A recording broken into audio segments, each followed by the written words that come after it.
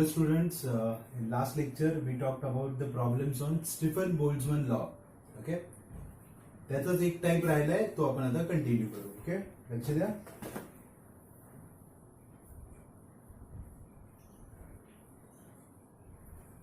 Page 72.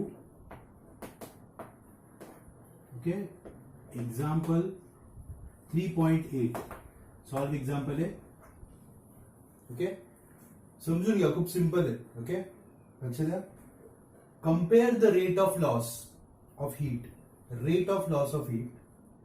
From a metal sphere at 827 degree Celsius with the rate of loss of heat from the same sphere at 427 degree Celsius. म्हणजे एकच sphere आहे, दोन temperature आहेत. Okay, if the temperature of the surrounding is 27 degree Celsius. पहिल्यांदा आपण given केलं. What is temperature of surrounding? T naught 27 degree Celsius. अरे म्हणजेच 300 केल्विन. ठीक आहे. हा, आता दोन स्फियर आहेत का? नाही, स्फियर एकच आहे पण टेम्परेचर दोन आहेत ना. मग T1 किती आहे? 827 डिग्री सेल्सिअस म्हणजे 1100 केल्विन. T2 427 डिग्री सेल्सिअस म्हणजे 700 केल्विन. ओके, काय कम्पेअर करायचं रे? Compare rate of loss of heat म्हणजे R1 upon R2. This is what you have to compare. ठीक आहे. पहिल्यांदा फॉर्म्युला बघा मी कसा मॉडिफाय करतोय. R is equal to E sigma T raise to 4 minus T not raise to 4. आता मी हा second formula का दिला? कारण दोन टेम्परेचर दिलेत मला. ओके, बरं. आर लाच आपण काय लिहितो रे? Q upon AT. रेट म्हणजे Q अपॉन T ना, म्हणजेच R म्हणजे R is rate is equal to Q upon T. A तिकडे गेला, E A sigma T raise to 4 minus T not raise to 4. Okay, हा. आता मला एक सांगा, एकच स्फियर आहे ना, तोच स्फियर आहे, त्याचे दोन टेम्परेचर आहेत ना, म्हणजे area same, sigma constant, emissivity पण सेम येणार. म्हणजे रेट कोणाला प्रोपोर्शनल आला? T raise to 4 minus T not raise to 4. Solution बघा. Rate is directly proportional to T raise to 4 minus T not raise to 4. कळलं? तुम्हाला परीक्षेत हे सगळं दाखवायचं नाहीये, तुम्ही डिरेक्टली लिहिलं तरी चालेल, पण ते कसं आलं ते कळलं. कारण स्फियर एकच आहे, त्यामुळे एरिया सेम, सिग्मा कॉन्स्टंटच आहे, ई पण same. So rate is proportional to temperature. Okay, नाव करा आता सॉल्व. काय काढायचं आपल्याला? R1 upon R2 is equal to पहिलं टेम्परेचर किती आहे? T1 आणि दुसरं T2. मग इथं काय लिहिणार मी? T1 raise to 4 minus T not raise to 4 upon T2 raise to 4 minus T not raise to 4. कळलं? सबस्टिट्यूशन्स. T1 किती आहे? 1100 raise to 4 minus T nought 300 raise to 4 upon T2 is 700 raise to 4 minus 300 raise to 4. Okay, तर मी तुम्हाला इथे एक shortcut सांगतो काय करायचं बघा. 2 0 2 0 2 0 म्हणजे 10 रेज टू 2 होणार आहे. ह्यात मी कॉमन काढला 10 रेज टू 2, पण नुसतं 10 रेज टू 2 कॉमन नाही जाणार. 10 रेज टू 2 रेज टू 4 ना गेला कॉमन. ब्रॅकेट मध्ये काय राहिलं सांगा? 11 raise to 4 minus 3 raise to 4. Okay, same इथं पण 2 0 2 0 म्हणजे 10 रेज टू 2 कॉमन गेला, रेज टू 4 काय राहिलं? 7 raise to 4 minus 3 raise to 4. आणि हा कॅन्सलच होणार आहे कारण रेशो आहे. सो आपल्याला काय करायचं? 11 रेज टू 4 म्हणजे 11 raise to power 4 minus 3 raise to power 4 upon 7 raise to power 4 minus 3 raise to. Okay, look at further calculation. 11 raise to 4. Okay, it comes 121 into 121 ना.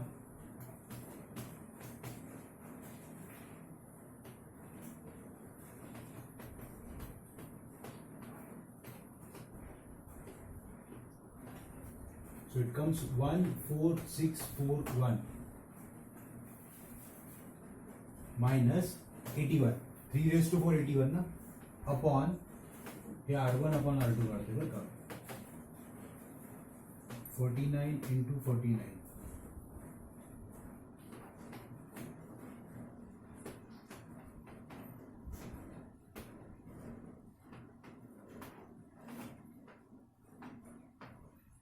(2401 minus 81). ठीक है, आता सबट्रैक्शन करा 0 6 5 1 4 खाली 0 2 3 2 0 0 कॅन्सल 8 ने डिवाइड करा दोघांनी बघा इकडे R1 upon R2 is equal to 8 एके नाही 8 दुने 16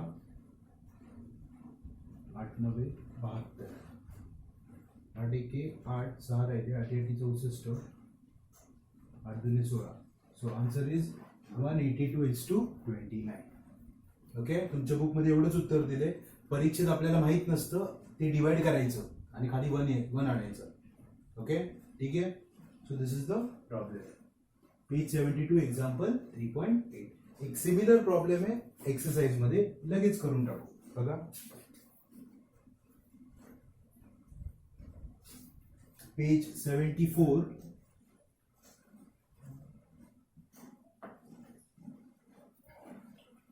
problem number 22.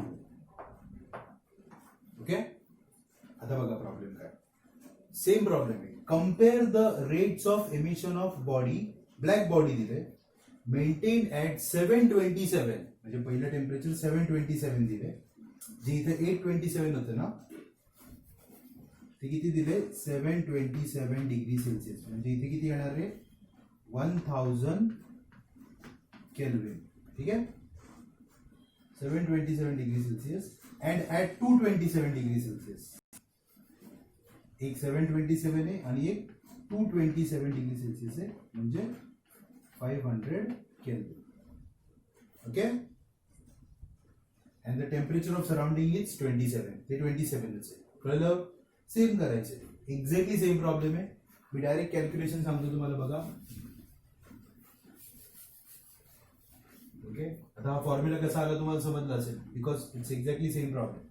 So what is T1 raised to 4? T1 is 1000 raised to 4 minus T0 is 300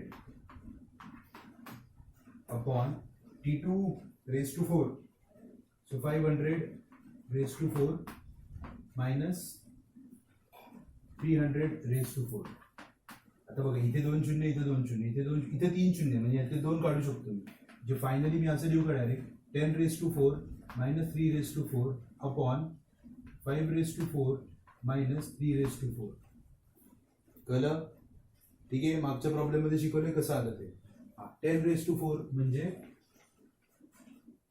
10,000 minus 81 upon 5 raised to 4 म्हणजे 625 minus 81. This is R1 upon R2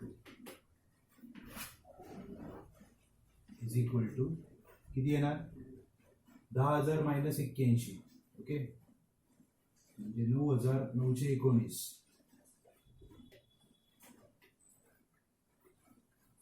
okay, 625 म्हणजे 4 12 8 गेली परत 4 544. Okay, so 9919 upon 540. ठीक आहे, आता याचं डायरेक्ट लॉगनी डिव्हिजन करा. लॉगनी division केल्यावर आन्सर येतो R1 upon R2 is equal to 18.23:1. So the answer comes 18.23:. Okay, दोन्ही प्रॉब्लेम सेम होते, समजले? ओके, अजून एक प्रॉब्लेम आहे, that will do now.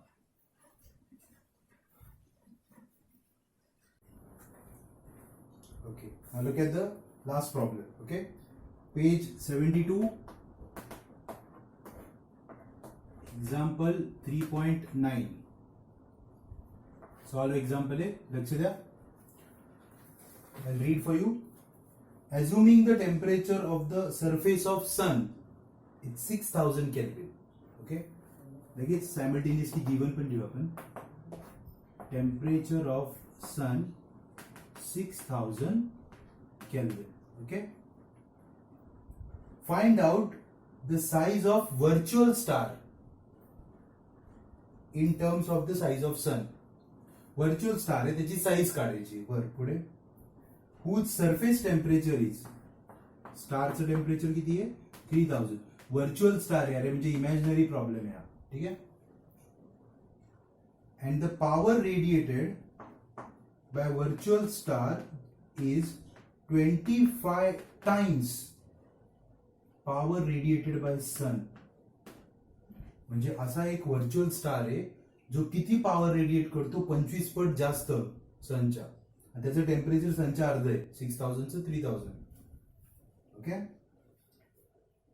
Treat both the sun and virtual star as a black body. Okay. दोघांना black body म्हणून treat करा. ठीक आहे.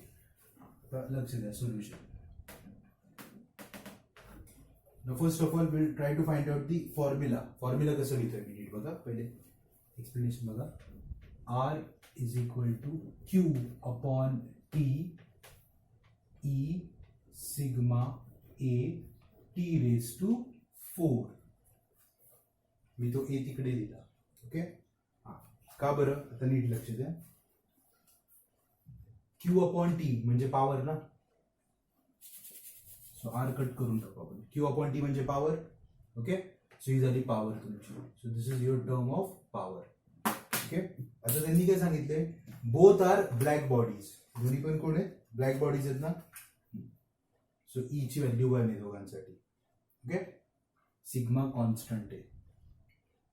आता टेम्परेचर कॉन्स्टंट आहे का नाही, एरिया कॉन्स्टंट आहे का नाही, साईज विचारली आहे ना. एरिया म्हणजे साईजच ना एक प्रकारे. सो ए आणि टी कॉन्स्टंट नाहीये. तुम्हाला रादर ए वरच प्रश्न विचारलाय.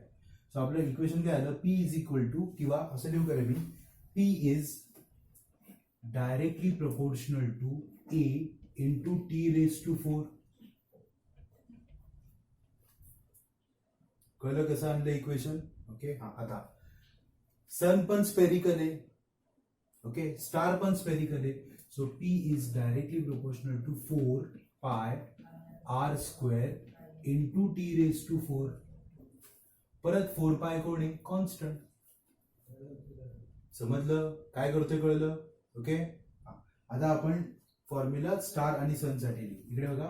Power of star upon power of sun is equal to, नीट बघा, radius of star square into temperature of star raise to 4 upon radius of sun square into temperature of sun raise to 4. कळलं. Okay.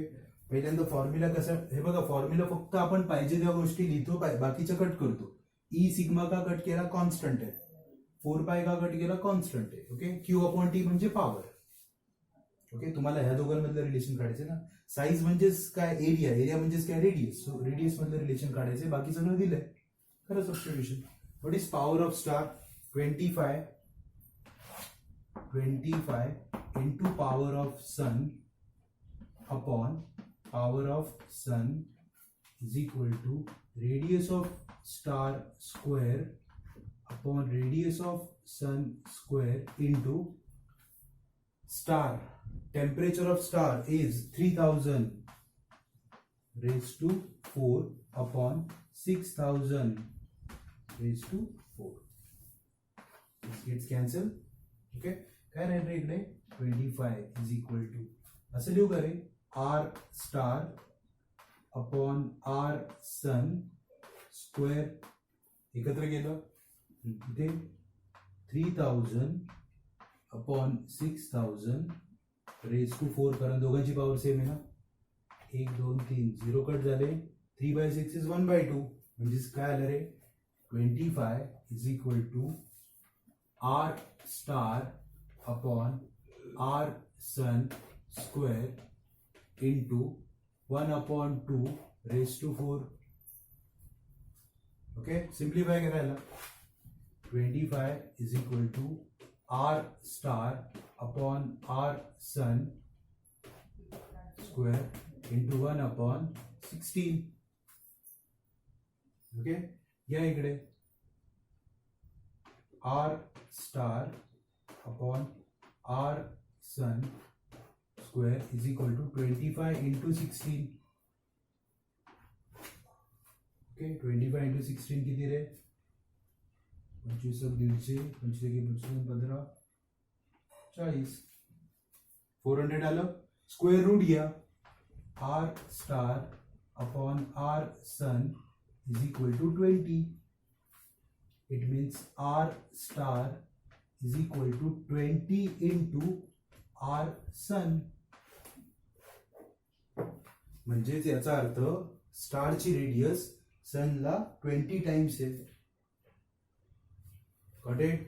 Okay, काय नाही, थोडासा वेगळा problem होता. मगाशी आपण एक प्रॉब्लेम केला होता, त्यात एरिया काढला होता. फक्त इथं रेशो आहे, स्टार आणि सनला कम्पेअर केला आपण. Okay, so here we finish with all the problems on Stefan's law. तुम्ही नीट बघा, स्टीफन्स लॉ ऑफ रेडिएशनवर जवळजवळ 8 ते 9 प्रॉब्लेम्स होते, कारण तो प्रॉब्लेमसाठीच पार्ट आहे, त्याच्यावर न्यूमरिकलच येतो exam. Okay, so here we finish with everything. Okay, we finish the problems on Wien's displacement law, Stefan's Boltzmann law of radiation. Okay, and here we finish with the chapter also. Theory, numerical सगळं झालेलं आहे. Okay, बुकच्या textbook मध्ये exercise आहे, solve करा ती आणि submit करा. Okay, thank you.